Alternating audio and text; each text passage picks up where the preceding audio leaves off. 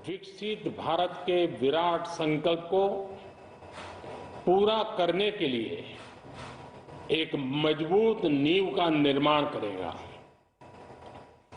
ये बजट वंचितों को वरीयता देता है। ये बजट आज की एस्पिरेशनल सोसाइटी, गांव, गरीब, किसान, मध्यम वर्ग सभी के सपनों, गरीब, किसान, मध्यम वर्ग सभी के सपनों को पूरा करेगा। मैं वित्त मंत्री निर्मला जी और उनकी टीम को इस ऐतिहासिक बजट के लिए बधाई देता हूं।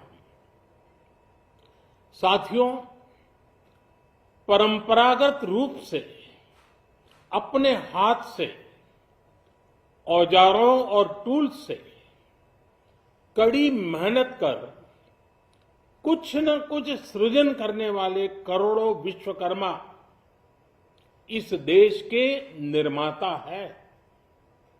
लोहार, सुनार, कुम्हार, सुथार, मूर्तिकार, कारीगर, मिस्त्री, अनगिनत लोगों की बहुत बड़ी लंबी लिस्ट है। इन सभी विश्वकर्माओं की मेहनत और सृजन को देश इस बजट में पहली बार अनेक प्रोत्साहन योजना लेकर के आया है। ऐसे लोगों के लिए ट्रेनिंग, टेक्नोलॉजी, क्रेडिट और मार्केट सपोर्ट की व्यवस्था की गई है। पीएम विश्वकर्मा कौशल सम्मान यानी पीएम विकास करोड़ों विश्वकर्माओं के जीवन में बहुत बड़ा बदलाव लाएगा। साथियों, शहरी महिलाओं से लेकर गांव में रहने वाली महिलाएं हो,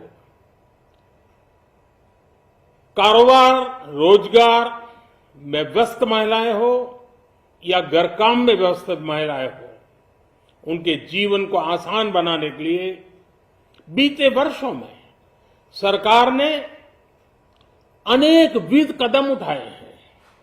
जल जीवन मिशन हो, उज्ज्वला योजना हो, पीएम आवास योजना हो, ऐसे अनेक कदम। इन सबको बहुत बड़ी ताकत के साथ आगे बढ़ाया जाएगा। उसके साथ साथ महिला सेल्फ हेल्प ग्रुप एक बहुत बड़ा सामर्थ्यवान क्षेत्र आज भारत में बहुत बड़ी जगह अपने हाथ एक्वायर कर चुका है। उनको अगर थोड़ा सा बल मिल जाए तो मिरेकल कर सकते हैं। और इसलिए विमेन सेल्फ हेल्प ग्रुप उनके सर्वांगीण के विकास के लिए नई पहल इस बजट में एक नया आयाम जोड़ेगी। महिलाओं के लिए एक विशेष बचत योजना भी शुरू की जा रही है और जनधन अकाउंट के बाद ये विशेष बचत योजना सामान्य परिवार की गृहिणी माताओं बहनों को बहुत बड़ी ताकत देने वाली है। ये बजट सहकारिता को ग्रामीण अर्थव्यवस्था के विकास की धुरी बनाएगा। सरकार ने कोऑपरेटिव सेक्टर में दुनिया की सबसे बड़ी अन्न भंडारण योजना बनाई है, स्टोरेज कैपेसिटी। बजट में नए प्राइमरी कोऑपरेटिव्स बनाने के लिए एक महत्वाकांक्षी योजना का भी ऐलान हुआ है। इससे खेती के साथ साथ दूध और मछली उत्पादन के क्षेत्र का विस्तार होगा। किसानों, पशुपालकों और मछुआरों को अपने उत्पाद की बेहतर कीमत मिलेगी। साथियों, अब हमें डिजिटल पेमेंट्स की सफलता को एग्रीकल्चर सेक्टर में दोहराना है।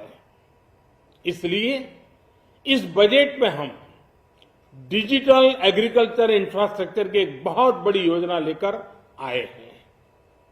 आज दुनिया इंटरनेशनल मिलेट ईयर मना रही है। भारत में मिलेट्स के अनेक प्रकार हैं, अनेक नाम हैं। आज जब मिलेट्स घर घर में पहुंच रहा है, पूरी दुनिया में पॉपुलर हो रहा है, तो उसका सर्वाधिक लाभ भारत के छोटे किसानों के नसीब में है। और इसलिए आवश्यक है कि नए तरीके से उसको आगे ले जाया जाए। इसकी एक नई पहचान, विशेष पहचान आवश्यक है। इसलिए अब इस सुपर फूड को श्री अन्न की नई पहचान दी गई है। उसके प्रोत्साहन के लिए भी अनेकविध योजनाएं बनाई गई हैं। श्री अन्न को दी गई प्राथमिकता से देश के छोटे किसानों, हमारे आदिवासी भाई बहन जो किसानी करते हैं, उनको आर्थिक संबल मिलेगा और देशवासियों को एक स्वस्थ जीवन मिलेगा। साथियों, ये बजट सस्टेनेबल फ्यूचर के लिए green growth, green economy, green energy, green infrastructure और ग्रीन जॉब्स को एक अभूतपूर्व विस्तार देगा।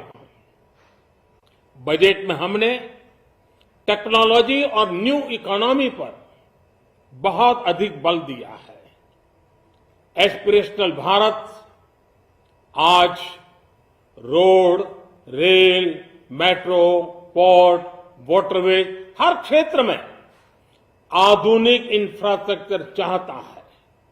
नेक्स्ट जनरेशन इंफ्रास्ट्रक्चर चाहिए। 2014 की तुलना में इंफ्रास्ट्रक्चर में निवेश पर 400% से ज्यादा की वृद्धि की गई है। इस बार इंफ्रास्ट्रक्चर पर 10 लाख करोड़ रुपए का अभूतपूर्व इन्वेस्टमेंट भारत के विकास को नई ऊर्जा और तेज गति देगा। ये निवेश युवाओं के लिए रोजगार के नए अवसर पैदा करेगा, एक बहुत बड़ी आबादी को आय के नए अवसर उपलब्ध कराएगा। इस बजट में ईज ऑफ डूइंग बिजनेस के साथ साथ हमारे उद्योगों के लिए क्रेडिट सपोर्ट और रिफॉर्म्स के अभियान को आगे बढ़ाया गया है। एमएसएमईज के लिए 2 लाख करोड़ रुपए के अतिरिक्त ऋण की गारंटी की व्यवस्था की गई है। अब प्रिजम्पटिव टैक्स की लिमिट बढ़ने से एमएसएमईज को ग्रो करने में मदद मिलेगी। बड़ी कंपनियों द्वारा एमएसएमईज को समय पर पेमेंट मिले, इसके लिए नई व्यवस्था बनाई गई है।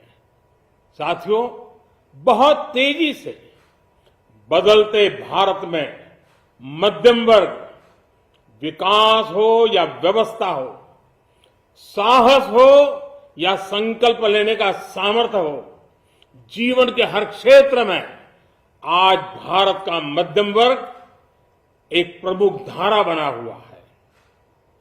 समृद्ध और विकसित भारत के सपनों को पूरा करने के लिए मध्यम वर्ग एक बहुत बड़ी ताकत है। जैसे भारत की युवा शक्ति ये भारत का विशेष सामर्थ्य है, वैसे ही बढ़ता हुआ भारत का मध्यम वर्ग भी एक बहुत बड़ी शक्ति है।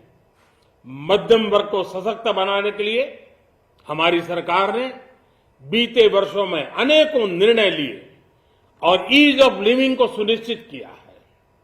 हमने टैक्स रेट को कम किया है, साथ ही प्रोसेस को सिंप्लीफाई, ट्रांसपेरेंट और फास्ट किया है। हमेशा मध्यम वर्ग के साथ खड़ी रहने वाली हमारी सरकार ने मध्यम वर्ग को टैक्स में बड़ी राहत दी है। इस सर्वस्पर्शी और विकसित भारत के निर्माण को गति देने वाले बजट के लिए मैं फिर एक बार निर्मला जी और उनकी पूरी टीम को बहुत बहुत बधाई देता हूं और देशवासियों को भी बहुत बधाई के साथ साथ मैं आह्वान करता हूं, आइए अब नया बजट आपके सामने है, नए संकल्पों को लेकर के चल पड़े। 2047 में समृद्ध भारत, समर्थ भारत, हर प्रकार से संपन्न भारत हम बना के रहेंगे।